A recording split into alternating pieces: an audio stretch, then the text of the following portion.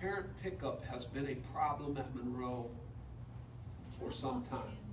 Yeah, but our problem is, as it is at both elementary buildings, is we are dealing with 1959 buildings and parking lots that were designed where in the neighborhood school, everyone walked to school or everyone took a bus.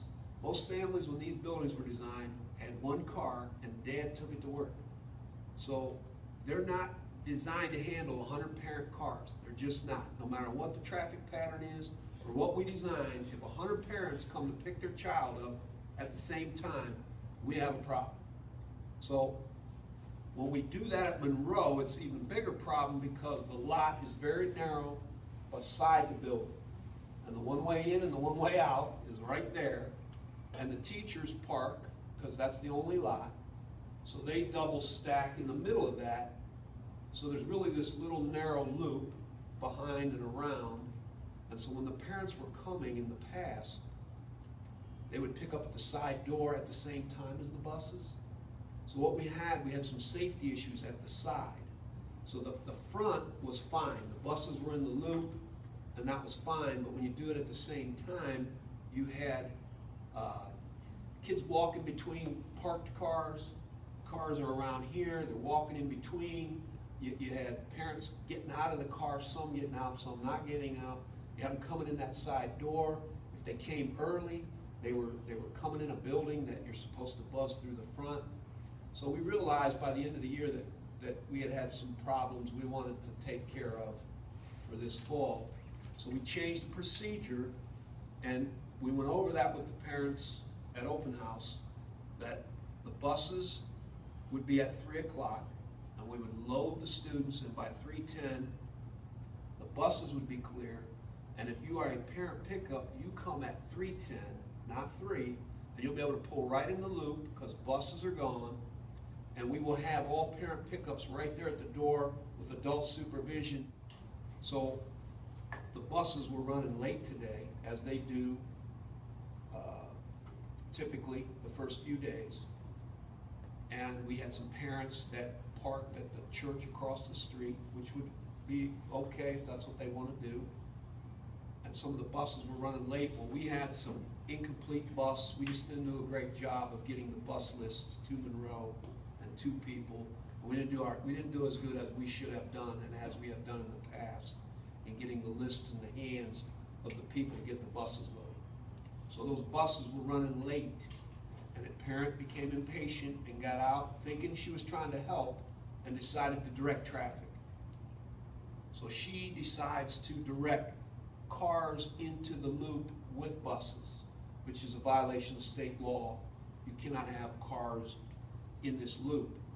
She didn't know that because she's a parent out there and started to do it. And so as she started to do it, every parent that got here early thought, well, it's free for all. Yeah, and it just after 3:10, so. and it started a free for all from cars coming this way, cars coming out of that church trying to get in front of each other with a mom directing traffic that really wasn't directing. It was so we ended up backed up, upset people, but Mrs. Monachino was there, and she would tell you that once we got all the students on the buses and got the buses away, the parent pickup went really smooth. I mean, that part of the plan was the safest. It was so what I'm saying to you is Steve has been working with the bus garage this afternoon to get the buses there on time, but to get our people at Munroe the exact information we need to get everyone loaded in an orderly, safe fashion. Mrs. Davis is doing an all-call to Munroe parents again, urging them to be patient. That first few days we always run a little behind, but 3:10 is still going to be parent pickup in the loop. It's the safest way. We would do it in 2 phases. The buses will be loaded orderly and safe, and they will move on, and then the parents will pull into the loop, and they will be dismissed orderly and safe through the front door, into cars, no one running between cars, no one in that side parking lot. Because some people called me and they're not happy and they're like, you know what, I want to pick my child up at 3 o'clock just like the buses. Why should my kid da-da-da-da-da? What I'm asking parents is to assure the safety of 505 students. Is 10 minutes not worth that? I'm just asking the parents that, listen, this is this, if it works the way it should, it is the safest way to dismiss 505 students at Munroe and assure safety of all children. The busing, I thought it was horrible, actually.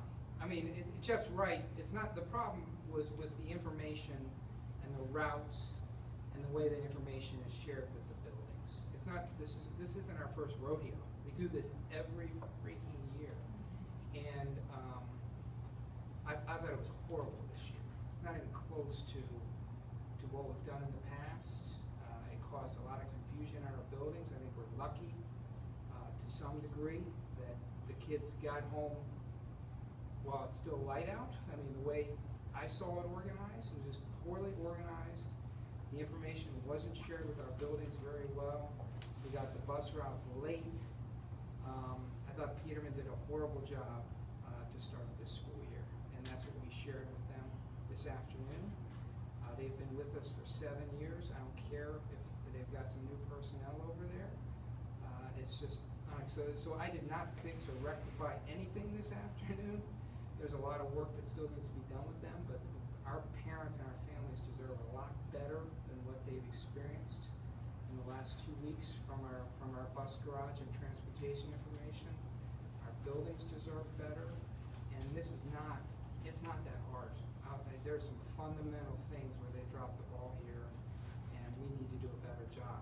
And we as a district understand that's on us to make sure that Peterman delivers that. So I don't have a good excuse for you. I don't have a good answer to the problem going forward, but we're not even close to